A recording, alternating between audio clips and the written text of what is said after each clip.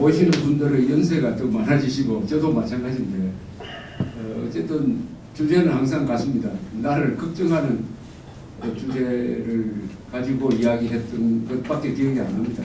좀 밝은 주제 또는 이 현실 정치와 좀 멀리 있는 뭐 여행이라든지 철학적인 문제라든지 역사성이 있는 이런 주제를 가지고 이야기한 것도 없는 것 같습니다. 항상 현안 문제 가지고 이야기를 해왔고 오늘도 또 그럴 수밖에 없는 이런 건데 가끔 꼭 그렇게 이 생각을 하고 행동을 해야 되는지에 대해서 좀 의문이 있습니다.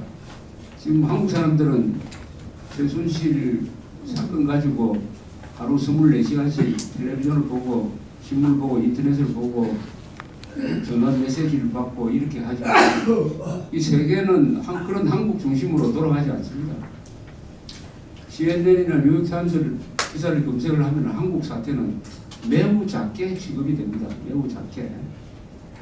세계 정세에 큰 영향을 주지는 않는 걸로 하나의 에피소드로 어떤 경우에는 어떤 코미디처럼 이렇게 다루고 있는데 우리만이 이게 모든 것이다 라고 여기에 집중하는 것은 물론 언론이 그렇게 유도를 하고 있기 때문입니다. 이 나라가 크면은 이런 문제도 다루면서 또 다른 여러 문제도 있으니까 동시에 다루면서 사람이 생각을 분산시켜줘야 되는데 이거 하나로 집중을 하니까 지금은 핵 문제가 없어져 버렸습니다. 갑자기 지난 2달 동안에 핵 문제가 우리 마음속에서도 언론에서도 그냥 없어져 버렸습니다. 핵 문제가 어디로 이사를 간 거예요. 그러면 없어집니까? 안 없어지지 않습니까? 오히려 더 깊어지겠죠. 그리고 이 와중에 국정교과서 개혁 이게 또 완전히 수포로 거의 수포로 돌아가고 말았습니다. 이 사건과 아무 관계 없는 사건이 하나가 여기에 계신 분들이나 저나 듣는 분들이 노력했던 것이 또 무산되고 말았습니다. 그래서 이 한국 사람들은 일을 처리하는 방식, 문제가 일어났을 때 그것을 해결하는 방식에 참 문제가 있구나 하는 생각이 듭니다. 어떤 사람이든 어떤 조직이든 어떤 나라든 항상 문제는 위기는 일어나는 것이지만은 그것을 어떤 식으로 해결하느냐에 따라서 그 조직이나 인간의 실력이 드러나는데 우리는 이 문제를 해결하는 과정에서 그 문제 자체보다도 더 심각한 취약점과 어떤 본질적인 어떤 결격 사유를 노출시키고 있는 것이 아니냐 하는 생각을 하게 되었습니다. 저는 이코노미스트라는 잡지를 애독을 하고 있습니다. 영국에서 나오는 주간지. 최근 호에 안얀이라는 그 무기명 칼럼의 제목이 청와대의 딸이라는 제목으로 되어 있었습니다. 그 기사를 읽으니까 그 필자는 누군지 모르겠지만 한국 사정을 참 깊게 아는 사람이 있었구나 하는 느낌을 받았는데 이런 표현을 했습니다. 지금 이 최순실 사태는 심파극 같은 수오페라 같은 심파극 같은 면이 어떤 면은 코미디 같기도 하고 또 어떤 면은 그리스의 비극 같기도 하다. 이렇게 표현을 했어요. 대통령이 어떤 여자와 사귀어가지고 무슨 문제를 일으키는 건 이건 심파극이고 코미디 같다고 하는 것은 이 사건의 발단이 정유라라는 아이의 애완견을 제대로 돌봐주지 못한 데 대해서 최순실이 화를 낸 게 감정적인 폭발로 이뤄가지고 그게 폭로로 이어지는 이걸 보면은 누군가는 썼듯이 개새끼 한 마리가 온 나라를 개판으로 만들었다는 이런 이야기가 나올 정도니까 이건 코미디인데 이 사람이 아주 점잖게 썼어요. 이 박근혜 대통령 그리고 박 박정희, 유경수 이런 한 가족사를 이렇게 듣다 보면 이건 그리스의 비극과 같다. 그리스의 비극의 핵심이 한 위대한 인물이 가지고 있는 그 결점으로 해서 모르라고 하는 게 그리스 비극의 대표적인 이 플롯인데, 그런데 딱 단서를 하나 따랐습니다. 뭐라고 했냐? 이 그리스 비극이 되기 위해서는 부족한 점이 딱 하나가 있다. 그건 뭐냐? The pity of the audience. 청중들의 연민의 정이 없다. 청중들의 연민의 정이 없으므로 그리스 비극이 되지 못한다는 것을, 청중들은 누구였습니까? 국민들이죠. 한국인들이 이 사건을 바라보는 시각이 워낙 살벌하고 심판관 같고, 어떤 점에서는 제가 보기에는 형사, 한국인들이 국회의원들 포함해서 기자 포함해서 다 형사 같은 사람들이 많아요. 심하게 말하면 고등대 형사처럼 나무 약점을 잡고 하는, 잡아 넣어라, 규탄한다, 발가벗긴다, 이런 데 집중을 하다 보니까 충분히 동정받아야 될 사람들인데 동정하는 관중이 없어가지고 이것은 비극이 될 수도 없다, 이런 걸 말씀하십니다. 저는 이 강연이나 뭐 텔레비전이나 대중 집회에 나가면 이런 표현을 합니다.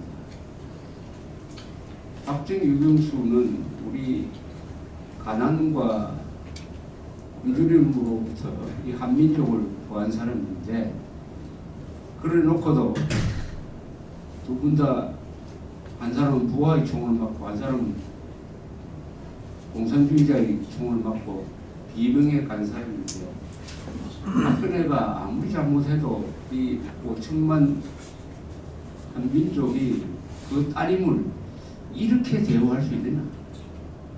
이렇게 발가벗기고 이렇게 사생활 정도가 아니라 화장실 속까지 들어가고 할 정도로 이렇게 잔인하게 하는 게 과연 이게 정의를 세우는 일이냐? 이렇게 하는 게 과연 요새 국격을 많이 쓰는데, 최순실이가 국격을 떨어뜨린 것보다 이 사건을 취급하는 자세, 박근혜를 대하는 언론, 국민들의 자세가 이게 더 국격을 떨어뜨리는 하는 이런 동정론을 핍니다. 동정론을 피면은 의외로 호응하는 사람이 많아요. 의외로. 엉뚱한 생가에 가서, 박정희 생가에 가서 불을 지른다든지, 또 동상에 페인트칠을 하는 사람도 있지만은, 한국 사람들, 지금적인 한국 사람들이 마음에는 동정심도 있고 상식이 있다고 생각을 합니다. 문제는 그런 상식과 동정심이 언론에 의해서 대표되지 않기 때문에 없는 게 되어버리죠. 그런 상식, 그것은 값싼 감상주의로 취급되는 그런 모습입니다. 이게 한국 사람의 특징, 이게 민족성이구나 하는 생각도 한편으로는 갖게 합니다. 청문회를 이렇게 구경하시면서 느끼는 게 어떻습니까? 정인으로 나오는 사람하고 그 사람을 신문하듯이 대한 국회의원들의 자리가 딱 바뀌어졌으면 좋겠더라고요. 자리가. 질문하는 사람들이 정인석에 앉으면 딱 어울리는 그런 인기가 있습니다. 우병우라는 사람이 나왔을 때 또 질문이, 왜 당신은 검찰에 소환될 때 기자를 소화보았느냐 하는 게 질문이었습니다. 이런 질문이 국회라는 이런 자리에서 나오는 나라가 이 세상에서 대한민국 말고 단 한 군데라도 있을까요? 어떤 사람을 따질 때 왜 나를 째려보느냐 하는 게 질문으로서 성립되는 나라가 있습니까?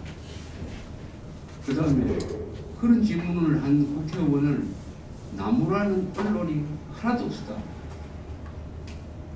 이런 경우도 또 있습니까? 그걸 굳이 뭐 따진다면 이런 거죠. 표현의 자유, 양심의 자유, 언론의 자유는 있습니다. 사람은 자기의 양심이나 생각을 얼굴을 통해서 표현합니다. 울고 웃고 찡그리고 소화하고 그것을 공식적으로 따지는 것은 헌법 위반입니다. 헌법이 제일 중요한 표현의 자유의 위반입니다. 찡그리든 말든 울든 그걸 따지는 세계에서 유일한 나라가 하나 있습니다. 사람은 표정을 따지는 그걸 가지고 벌을 주는 세계에서 유일한 나라가 북한이죠. 장성택이는 박수를 근성으로 쳤다 해가지고 목숨이 없어지고 1994년에 김일성이가 죽었을 때는 국가보위부 직원들은 조문장에 숨어 들어가가지고 다 울기는 우는데 누가 진심으로 우느냐 하는 것을 챙겨가지고 그걸 가지고 벌을 주고 했던 이런 나라가 북한인데 대한민국이 북한을 닮았습니다. 그 부분에 관해서. 이건 전체주의입니다. 광기죠, 광기. 그러면 왜 이렇게 되냐? 이 지구상에서 가장 활발한 역동적인 언론 자유를 누리는 대한민국에서 왜 전체주의적인 이런 광풍이 그 일각에서 불고 있느냐? 또 다른 한 예를 들면은 김진태 춘천 출신 국회의원이 촛불 시위를 하는데 그날 추운 날이었는데 이 사람이 그 시간에 사우나를 하고 있었다. 사우나를 하고 있었다는 사실이 밝혀졌다. 이게 특종이다 해가지고 채널 A라는 것을 보도를 했습니다. 촛불 시위를 모욕했다. 촛불을 모욕했다. 촛불을 비하했다. 이 지구상에서 이런 게 기사가 되는 나라가 대한민국 말고 또 있을까요? 대한민국 말고 물론 북한이 있겠죠. 김일성화가 아름답지 못하다라고 이야기하면은 그걸 김일성에 대한 모독으로 몰고 가는 노동신문이 있겠지만은 이게 대한민국에서 이런 기사가 나오고 이걸 특종이라고 기자가 그것도 다른 신문도 아니고 김성수, 김연수 두 위대한 선각자가 만든 동아일보에서 민족지라고 불리는 동아일보에서 이런 기사를 취급을 한다. 여기에 대한 또한 비판도 없다. 그러면 한국 언론의 지금 현재 위치는 뭐냐? 지금 여러분들이 보셨던 지난 한 달 반의 뭐 이제 2달 됐습니다. 2달간의 이 사태는 여러분들이 한 번도 보지 못한 겁니다.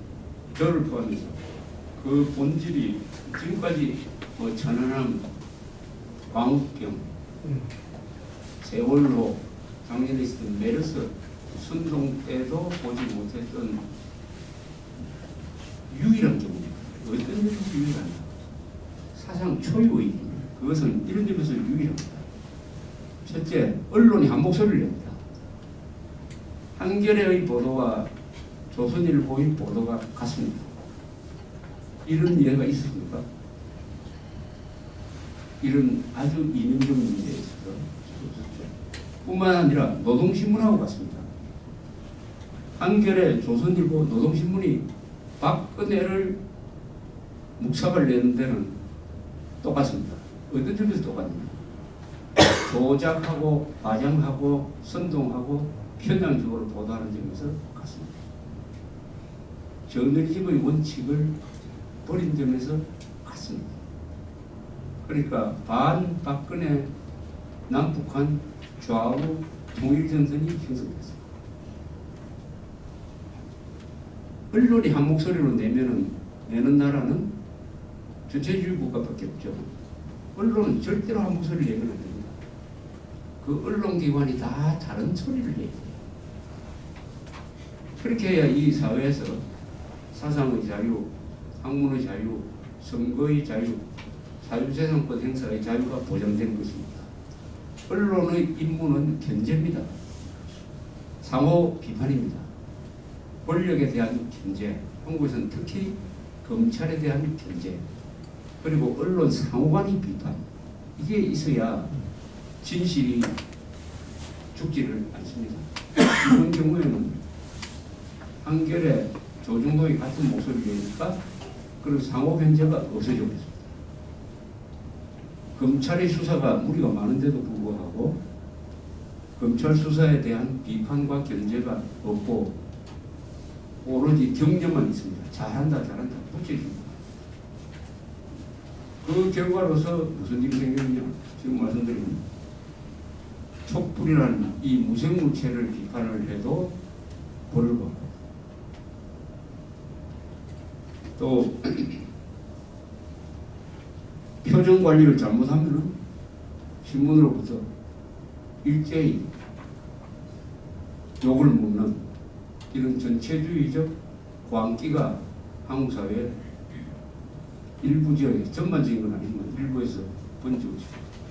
이런 점에서 이것은 미국에서 있었던 메카시 선풍과 같습니다.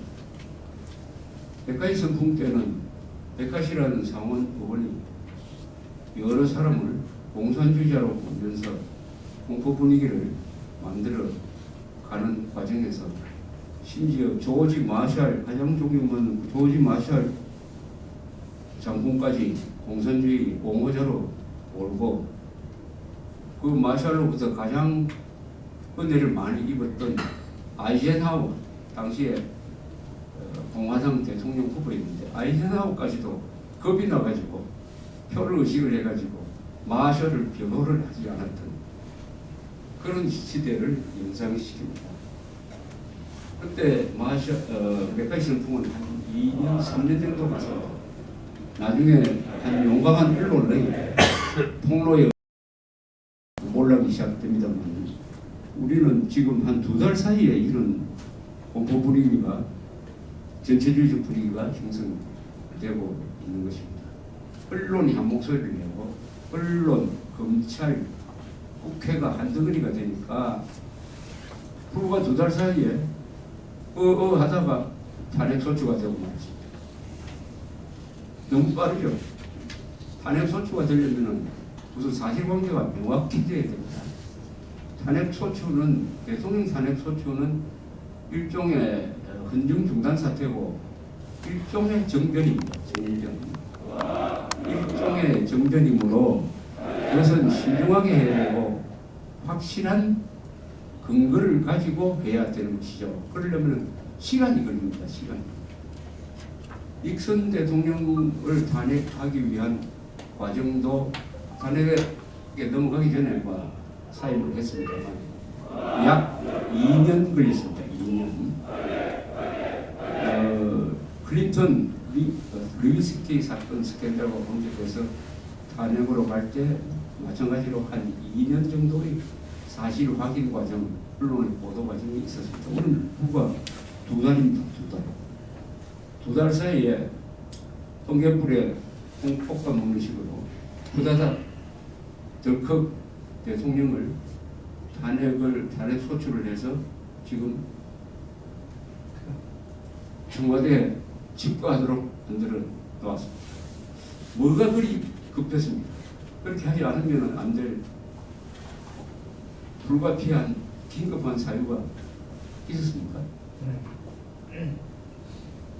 이게 가능했던 것은 언론의 집중적인 보도, 그것으로부터 일어났던 촛불 시위, 또 촛불 시위를 언론이 적극적으로 공보 선전하면서 그게 또 확산되고, 이게 새누리당 국회의원들을 공포에 질리게 만들고, 그 중에서 평소에 박근혜 대통령한테 유감이 많던 비박계 사람들이 좌파와 손을 잡고, 그 좌파와 맞서 싸웠던 대통령을 탄핵 소추하는데 합세를 함으로써 이런 일이 이루어졌습니다. 이렇게 단기간에 엄청난 일을 해냈을 것.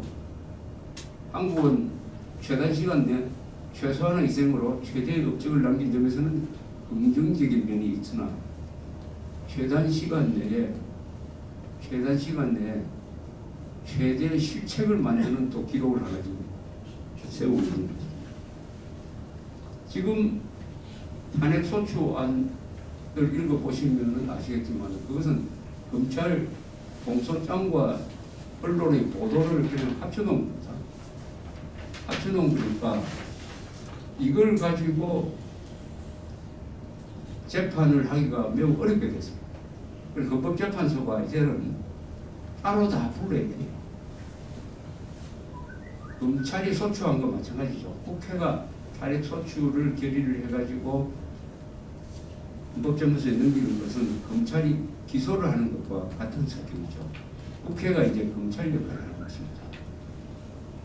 접수된 탄핵 소추안을 가지고 헌법재판소는 별도의 재판을 해야 됩니다. 그래서 여기에 관계된 모든 사안을 다 검토를 해야 되는데 이게 굉장히 복잡하게 돼 있어요. 헌법 위반 사항, 법률 위반 사항 합쳐가지고 한 10여 건이 거의 적시되어 있습니다. 세월호 사건을 포함해서 이 사실 확인 과정이 시간이 많이 걸릴 겁니다. 빨리빨리 하라고 하지만 빨리 할 수 없는 구조를 국회가 스스로 만들었어요. 이걸 다 확인하는 데는 사실은 1년도 모자랄 겁니다. 6개월 안으로 결정을 내려야 한다는 것은 일종의 군시 규정으로서 그것은 잘 지켜지지 않습니다. 통합진보당 해산도 1년 같습니다. 그러니까 이 판결은 언제 나올지 모릅니다.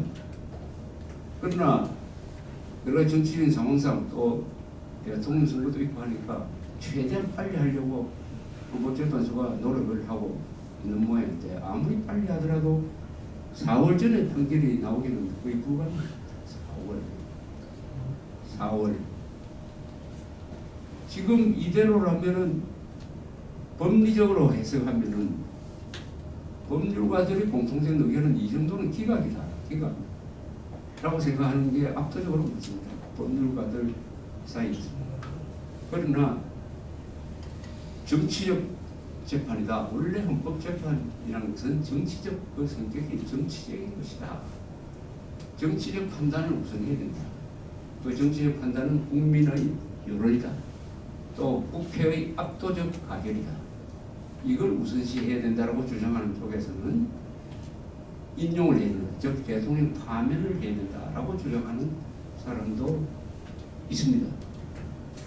어느 쪽의 손을 들어줄 것인지는 앞으로 3, 4개월 동안의 이 정치 상황이 상당한 영향을 줄 거라고 생각합니다. 법리적 부분에서 이게 대통령 대통령 파면으로 가기가 매우 어려운 이유는 그게 등장하는 사건의 성격이나 규모가 대통령을 파면해야 될 정도에는 미치지 못한다는 생각이 있습니다. 대통령 파면은 뭘 의미하느냐 하면은 우리가 헌법에 정한 대통령 5년 단임제를 일시 중단시키는 거죠.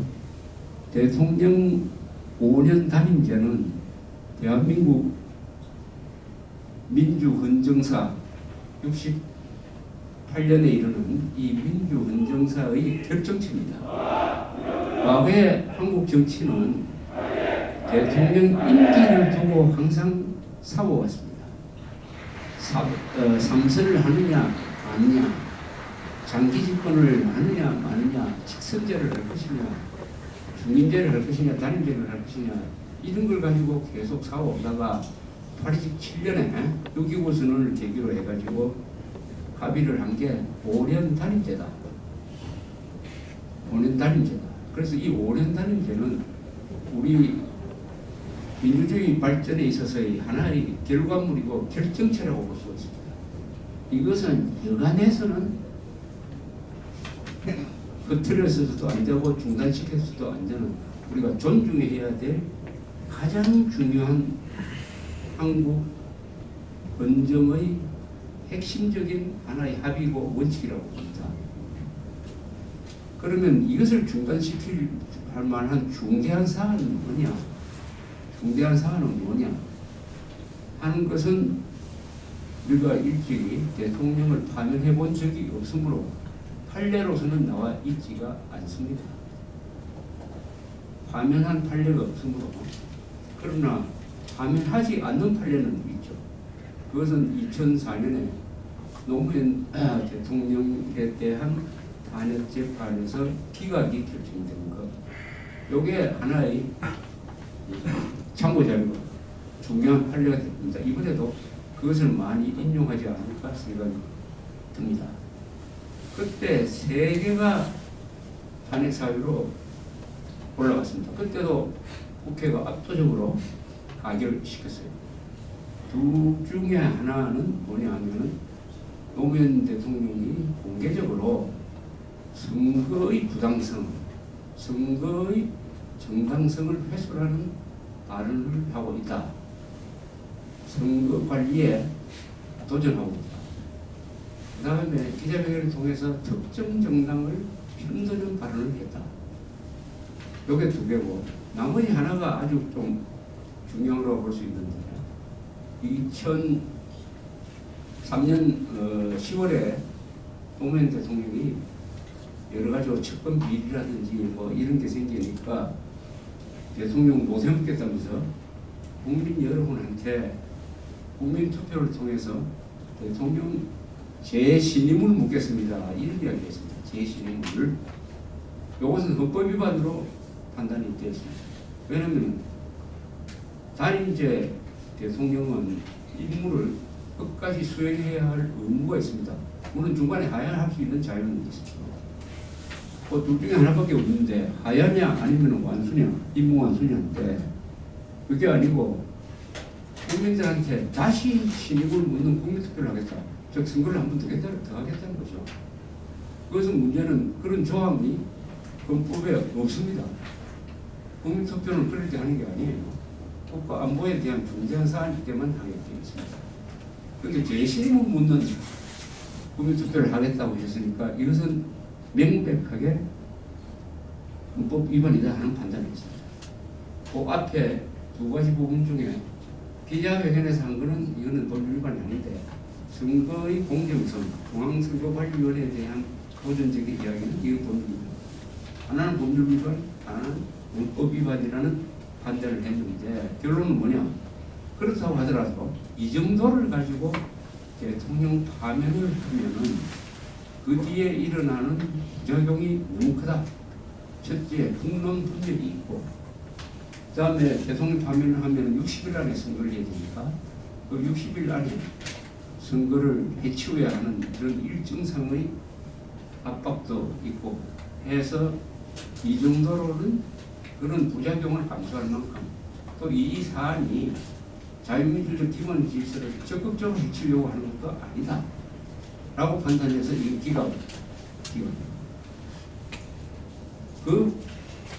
그걸 이 사안에 적용을 하면은 지금 헌법 위반, 법률 위반 여러 가지 제기가 됐지만 헌법 위반 사안은 하나도 없다고 봅니다. 저는 소초 안에 헌법 위반 사안은 없다. 헌법 위반을 너무 포괄적으로 규정한 것 같아요. 예컨대 세월호 사건 때 박근혜 대통령이 적절한 조치를 취하지 않는 것이 국민의 생명권을 위배한 것이다. 이런 식으로 이야기했는데 그렇게 하면 앞으로 큰 교통사고 날 때마다 다 대통령은 탄핵소추 돼야 됩니다. 살리지 못하면 박근혜 대통령은 요새 7시간 가지고 왈가왈부 하지만 저는 적절한 조치를 취했다고 생각하는 사람입니다. 그날 8시 한 50분에 배가 기울어지고 그 다음에 최종적으로 엎어진 것은 한 시간 한 20분이 지난 다음입니다. 그 사이에 대통령이 할 수 있었던 일은 없어요. 살릴 수 있었던 일은 없습니다. 다만 대통령은 보고를 받고 안보실장하고 해경청장한테 전화를 걸어서 최선을 다하라는 지시를 했습니다. 그 시간에. 그리고 오후에 구조본부에 나타났어요. 박근혜 대통령이 그때 아무리 열심히 생명을 살려고 알고 죽을 친다 한들 세월호에서 죽을 사람을 단 한 사람도 걸릴 수가 없었습니다. 세월호 사건은 그 핵심이 뭐냐면 과적이죠. 과적. 허용된 적재 화물보다 2배나 되는 화물을 싣고 그것도 제대로 묵지도 안 하고 뒤뚱뒤뚱하게 하다가 내가 5도 연속 던지받은 과정에서 쏠려가지고 화물이 풀어지고 이 한쪽으로 올리면서 쓰러집니다. 그날 바람이 하나도 안 불었어요. 그러니까 배 자체의 안정성의 결함, 그것을 방치한 선주 그리고 관계 감독기관의 잘못이었습니다. 그런데 구조는 아주 잘 했습니다. 세월호 구조는 아주 이건 훈장을 받아야 됩니다. 사람으로서는 그 이상 할 수 없는 노력을 해경이 했습니다. 운도 좋았어요. SOS가 나간 시간이 8시 한 55분경인데 마치 그 근방에 1, 2, 3정이라는 경비정이 하나 있었습니다. 이 구조화면이 경비정이 그 신호를 듣고 빨리 현장에 도착했습니다. 35분 뒤에 도착했습니다. 그 전에 헬리콥터에서 구조 요원들이 먼저 도착했습니다. 도착해 보니까 배는 기울고 있었어요. 그 도착했을 때 배가 40도 정도 넘어갔습니다. 배가 40도 넘어가면 거의 절벽입니다. 40도에 넘어가서 가만 스톱되어 있는 게 아니라 이게 계속 기울고 있었어요. 배 안이 어떻게 되어 있는지 알 수가 없었습니다. 왜냐하면 선장이 다 도망가. 그러니까 구조하러 온 사람들은 우선 탈출한 사람들을 먼저 탈출해서 바다에 뛰어들었다든지 배 옆에 붙어 있는 사람들을 먼저 주워 담기 시작했습니다. 172명을 구했어요. 172명. 그런데 구조할 수 있는 시간이 몇 분 있었느냐? 40분밖에 없었습니다. 도착해서 40분 뒤에 배가 엎어지고 말았습니다. 40분 뒤에 172명을 구한 것은 잘한 일입니다. 그 나머지 탈출하지 못하고 남아있었던 사람들은 그 선장이 도망가면서 저하고 같이 탈출합시다 라고 한 게 아니라 그냥 지금 자리에 계속 있으세요 이러고 먼저 도망간 그 선장, 선원들한테 물어야 될 책임인데 박근혜 대통령이 세월호 사건을 수습하는 과정에서 정보 판단을 잘못했어요. 본인이 그렇게 느꼈는지 아니면 언론 보도를 보고 그런 판단을 한 건지는 모르겠으나 해경의 초동 구조는 실패했습니다. 성공한 구조를 실패했다고 이야기했어요. 그래 놓고 이 해경을 해체하겠습니다. 정보 판단이 잘못된 데다가 그릇된 정보를 기준으로 해가지고 우리나라의 가장 중요한 기관 중에 하나를 해체하겠다고 선언함으로써 박근혜 대통령은 자업자득이 되고 말았습니다. 이 세월호 사건을 더 키우고 배경을 해체할 정도니까 얼마나 잘못했겠습니까? 그러니까 막 수사를 하고 해서 150명 잡아 넣었는데 그 중에 많은 사람들이 재판관리에서 무죄를 받았습니다. 이 수사가 무리였어요. 박근혜 대통령은 지금 자기가 곤란하게 된 것을 자기가 만들고 말았습니다. 그때 박근혜 대통령이 뭐라고 해야 되느냐? 해경은 최선을 다했다. 이렇게 딱 방선을 치고 여론과 맞섰어야 돼요. 이것은 교통사고다. 이것까지 정치적으로 이용하는 사람들은 이상한 사람이다. 그리고 선체를 그 왜 인정합니까? 선체 인정할 필요 없이 모든 조사는 완벽하게 되어 있다. 실제로 그렇고 선체 인정하면 거기서 뭐 나올 새로운 사람 하나도 없어요. 문제는 선체 인정하는 과정에서 5천억이 날아갑니다. 그 선체 인정한 다음에 그 선체를 가지고 뭘 합니까? 고철로 팔아먹습니까? 사실은 고철로 팔아먹어야죠. 조사한 다음에. 그렇게 하면 또 세월호를 또 모독한다 이렇게 나옵니다. 세월호 유족들 모독한다.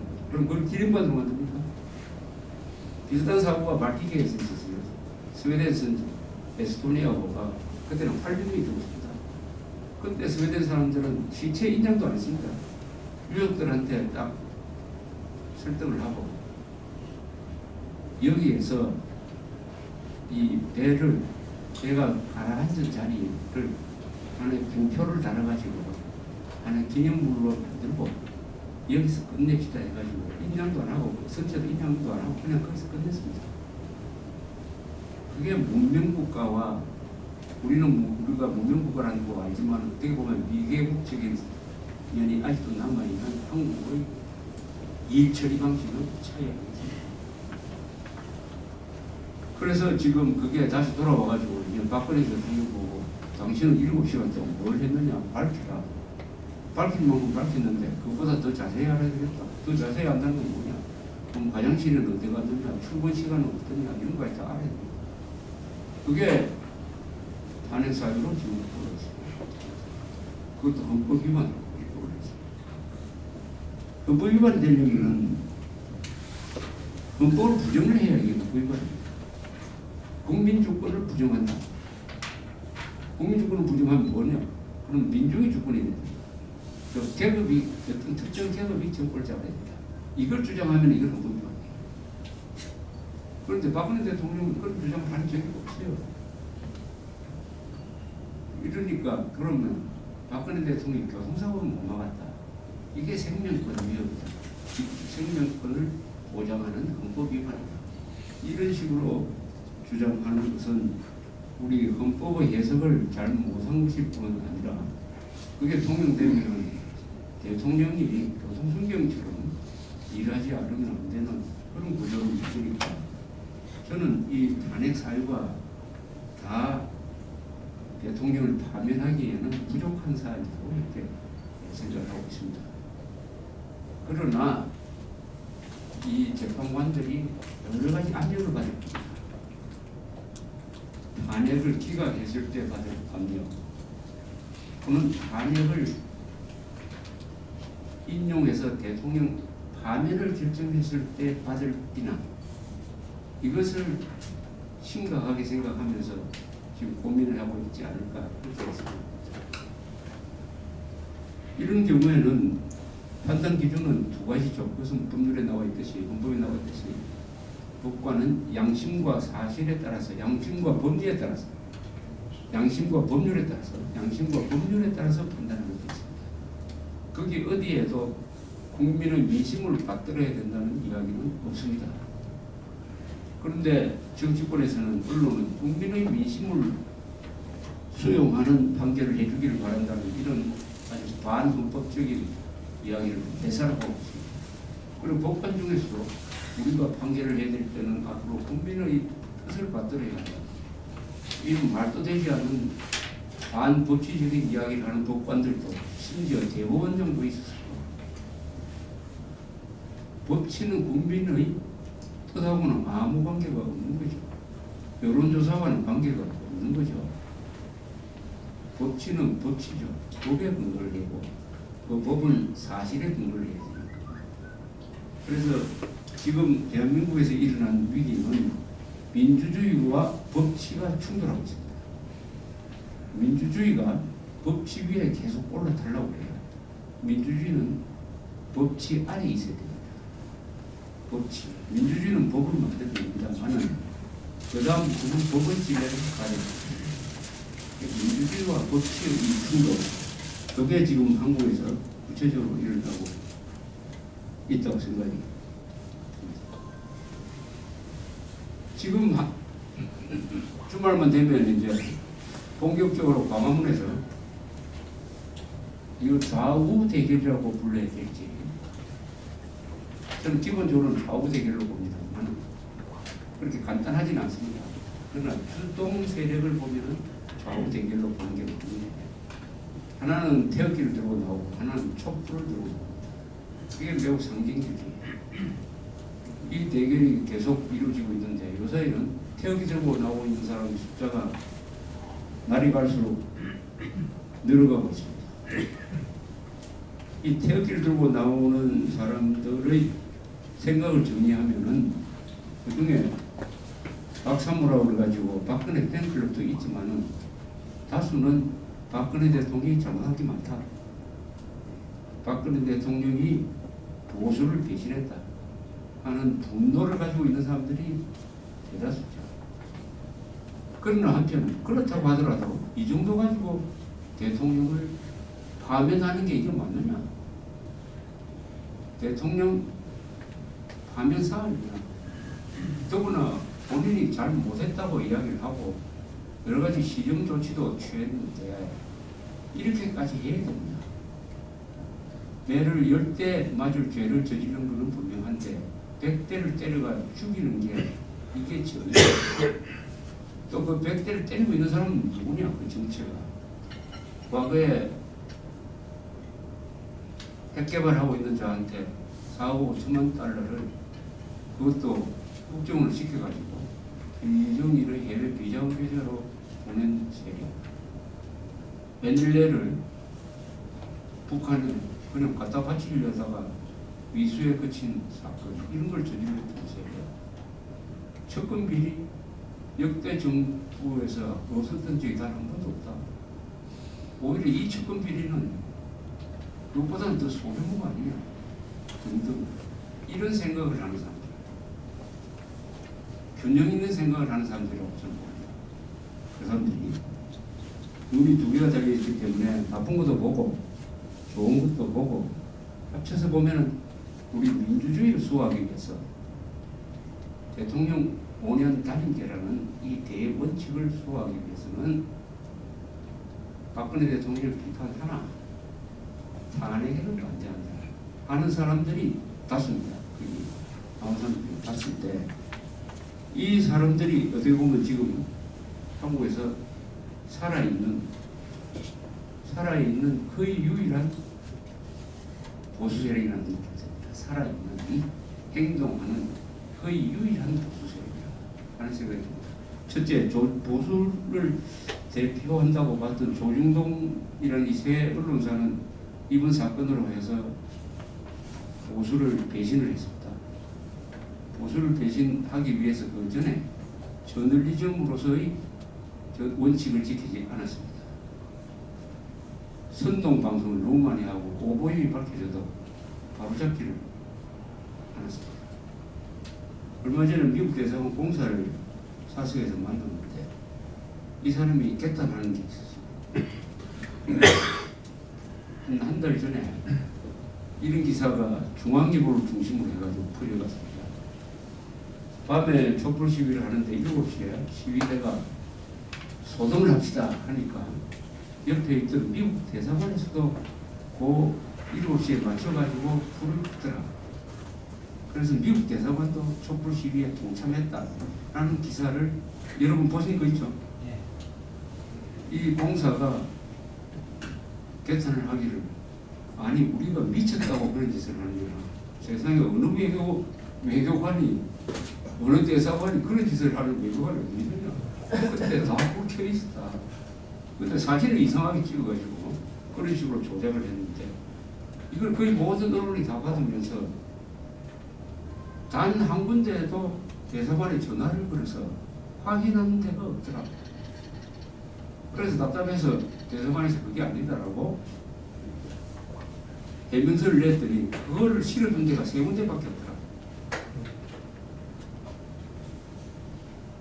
또 무슨 보고를 했습니까? 미국 국무부 대변인이 정례 브리핑을 하는데 어떤 기자가 한국의 촛불 시위에 대해서 어떻게 생각하느냐 하니까 항상 그 사람들이 준비한 원론대로 대답을 했습니다. 미국 정부는 표현의 자유를 존중함으로 그런 시위를 통해서 자신들의 의견을 밝히는 권리를 지지한다 라고 이야기했습니다. 한국 언론은 어떻게 보도했습니까?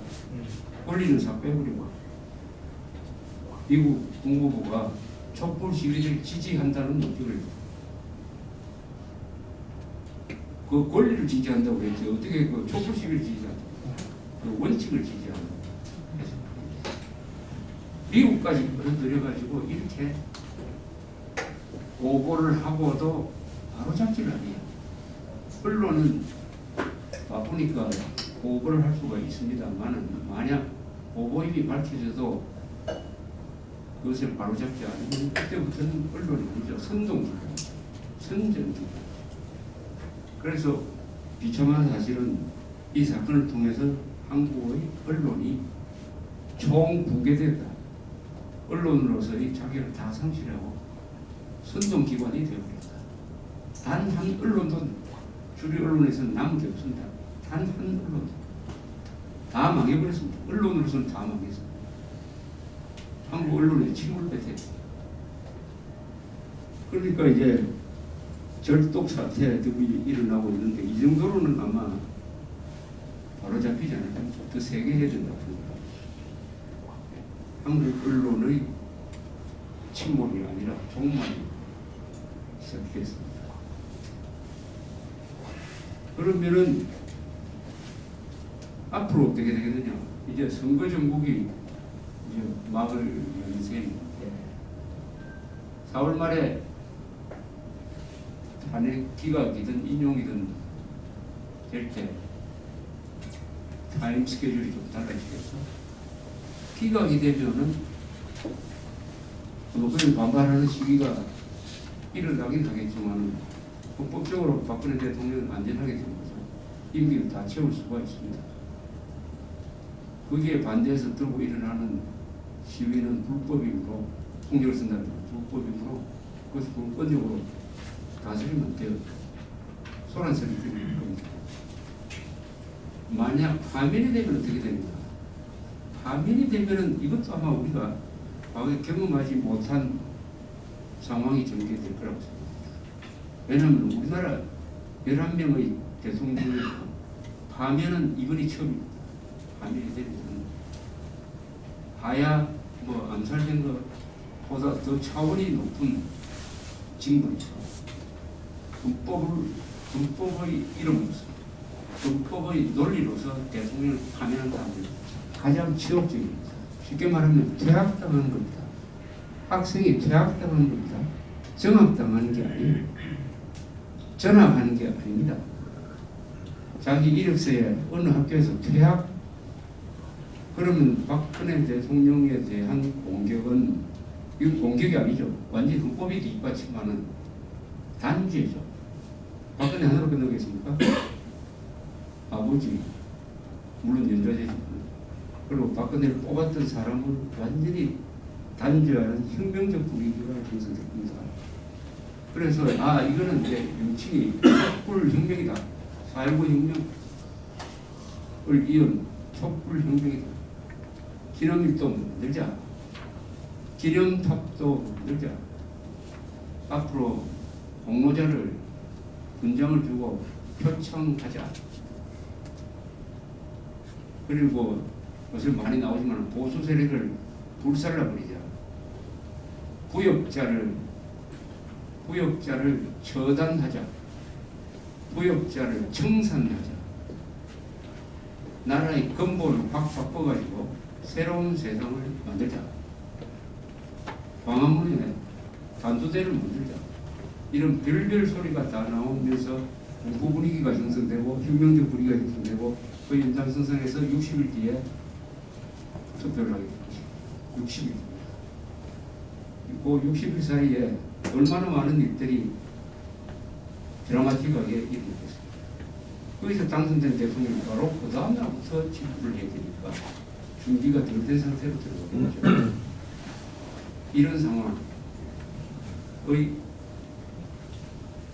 중에서 하나를 우리가 선택하게 될 거라고 봅니다.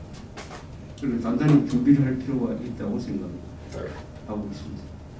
지금 보수 세력 안에서는 두 가지 흐름이 있는 것 같아요.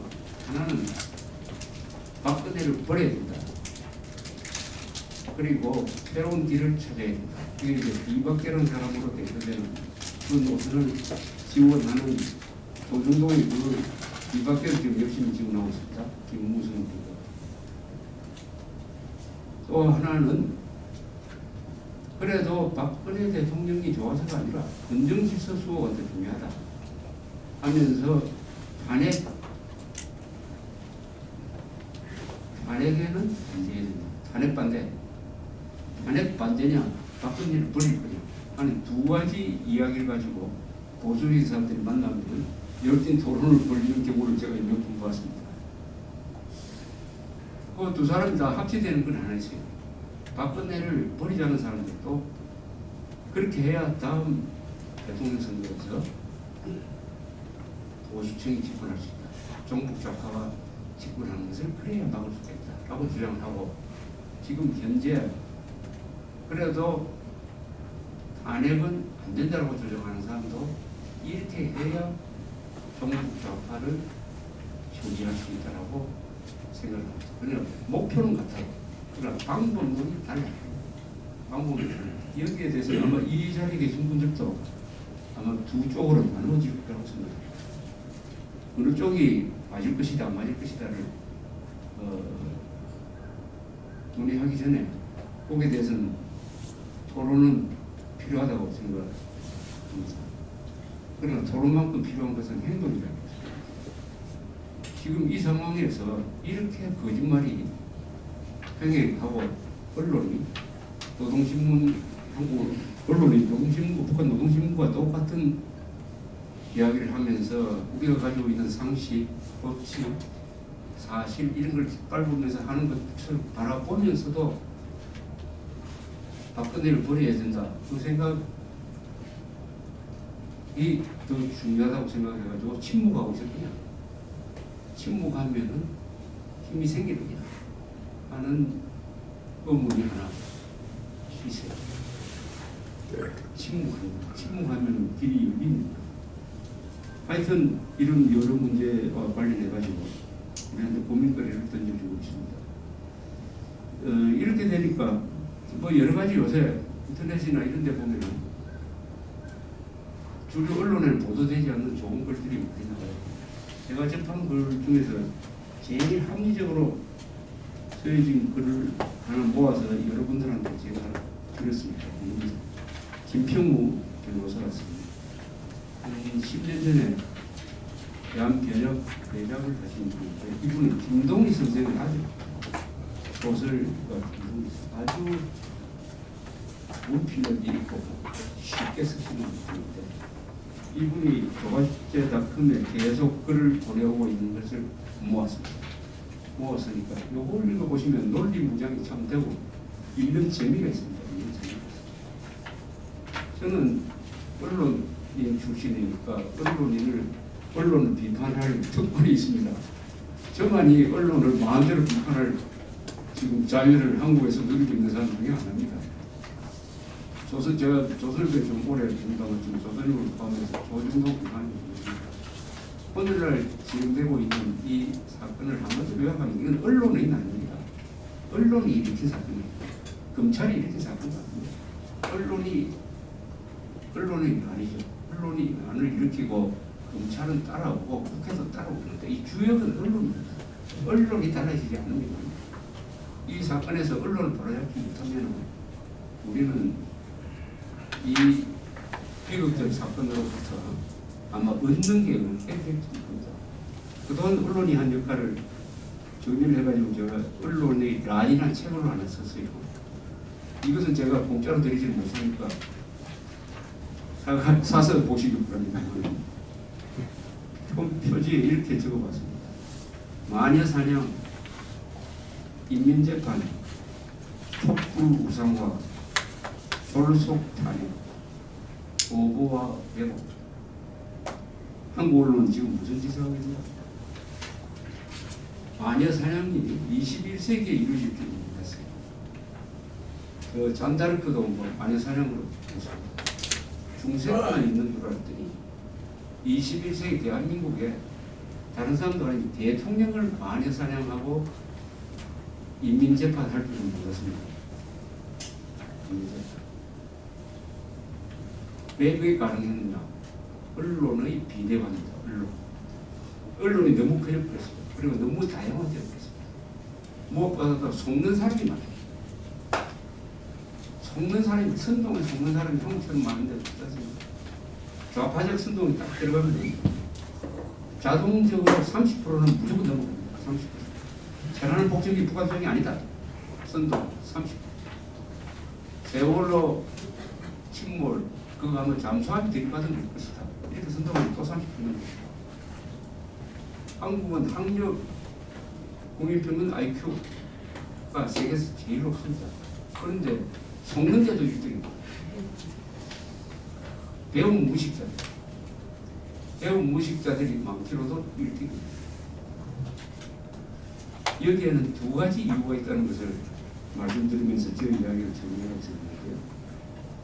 왜 그러면 이런 언론이 지구상에서 어느 나라에도 없는 언론이 이렇게 있고 지구상에도 어느 나라에도 없는 국회의원이 있고 지구상에서 어느 나라 어느 문명국가에도 없는 이렇게 잘 속는 국민들이 있느냐 그 원인을 가지고 들어가 보면 의외로 간단합니다.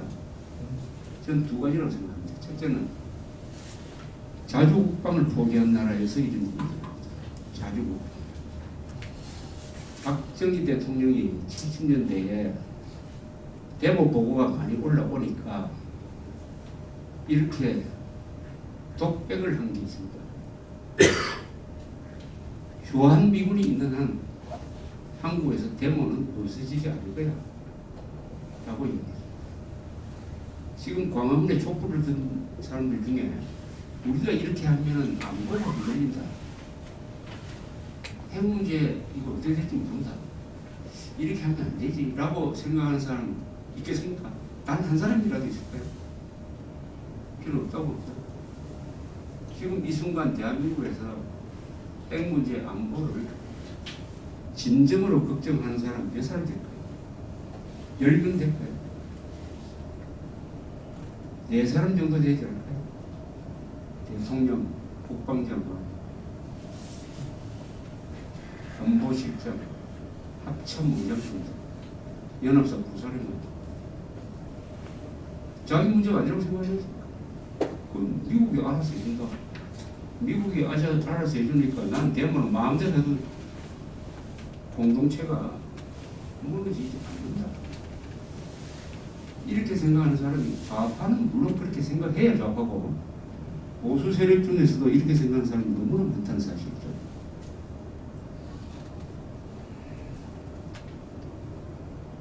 북한보다 경제력이 50배인 나라가 그 북한한테 질질 끌려가면서 그것도 미국 도움을 받아야 우리가 살 수 있다고 생각한다면 세계에서 가장 비겁한 사람이 한국 사람입니까?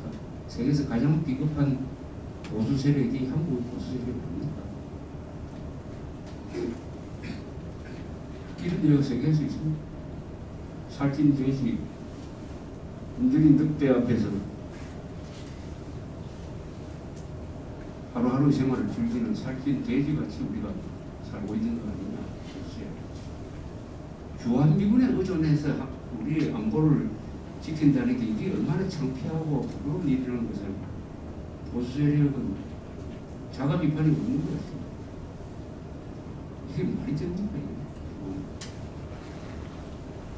아마 제대로 대한민국 살려면 우리 보수 세력이 일어나가지고 주한미군 철수하라고 해야 되는 거 아닙니까? 하고 동시에 우리 핵개발하겠다. 그리고 계엄령 펴겠다. 그래서 간첩들 다 잡아놓겠다. 이렇게 해야 제대로 되는 나라가 되는 거 아닙니까? 이스라엘입니다. 이스라엘이 언론 금지를 하고 있는 거 아십니까? 이스라엘의 언론 자유는 굉장히 높게 평가되고 있습니다. 그러나 지금도 국방 문제 기사는 언론 검열을 합니다. 언론 검열을 담당하는 부대가 아니 있어요. 아주 철저하게 합니다. 군 사고 이런 거 신경 안 납니다. 어느 무기 우리가 사드 배치한다 이런 거 신경 안 납니다. 그러나 그것을 언론 자유의 침해라고 보지 않습니다. 공동체를 지키기 위해서 이 정도 우리 감수해야지. 다 언론이 협력을 합니다. 그렇게 해야 되는 거 아닙니까? 오늘 보니까 네타냐후 이스라엘 총리가 무슨 조치를 취해야 되냐. 이번 안보리 이사회에서 이스라엘의 그 정착촌, 요르단강 서쪽에 있는 정착촌 건설에 반대하는 결의안을 통과시키는데 도장을 찍어준 12개 나라.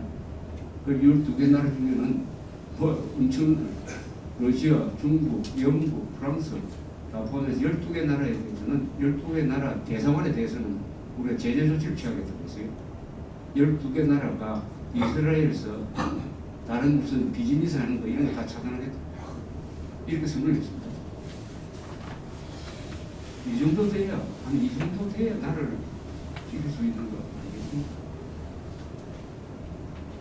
이 정도 돼야 이런 신문도 없어지고 이런 방송도 없어지고 이런 시위도 안 일어나고 자주국방을 포기한 나라가 치러야 될 대가를 우리가 이런 식으로 치르고 있다. 제가 이스라엘 가서 오랫동안 국방 문제를 다룬 노 기자를 만나서 조금 들었습니다. 왜 이스라엘은 그동안 여러 가지 어려움이 있었는데 미군을 왜 도움을 요청하지 않았는가? 미군이 한 번도 이스라엘에 온 적이 없습니다. 이분이 이렇게 당신들 나라 자기 나라 수도에 외국 군대가 주둔을 하는 즉시 그 국민은 타락한다는 것을 우리가 잘 안다. 그래서 우리 어렵지만은 우리 그런 개혁을 하는 겁니까? 그런 게 아니었어요.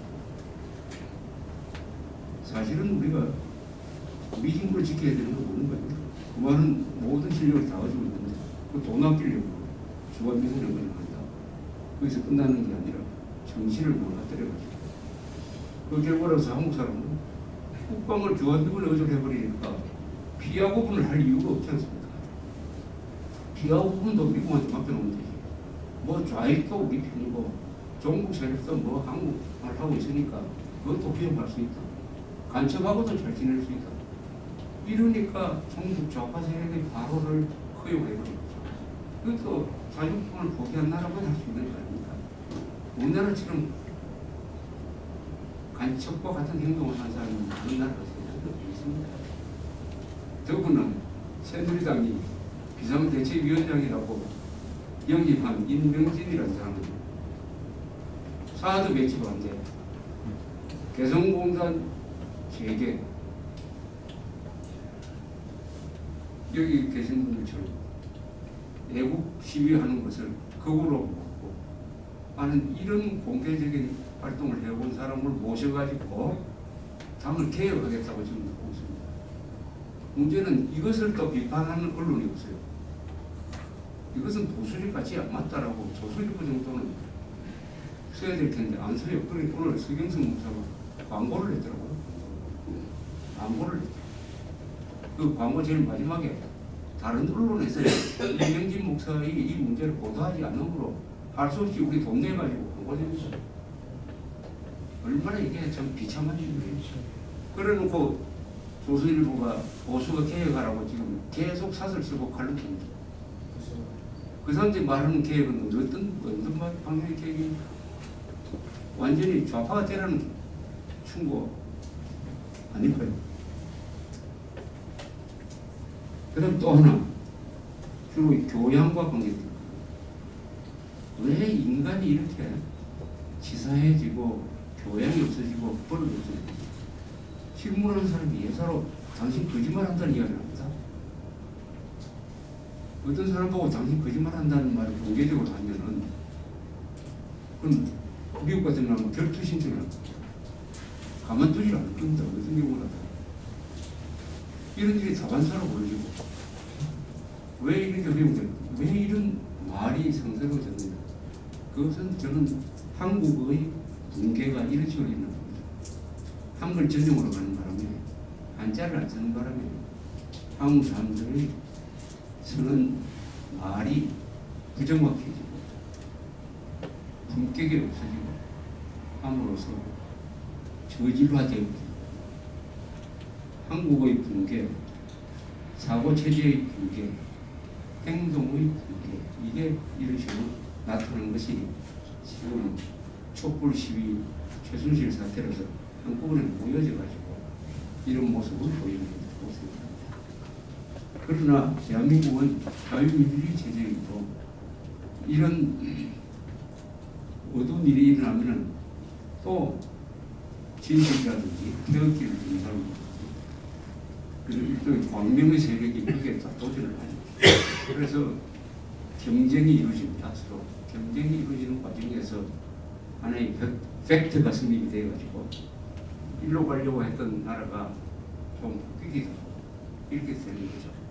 그래서 저는 한국이 가지고 있는 자유민주주의 체제가 가지고 있는 자기 수정 능력은 아직 한국에 살아있다. 한국에서 살아있다. 이렇게 봅니다. 다만 행동을 해야 될 것이다. 침묵하는 다수는 아무 필요 없다.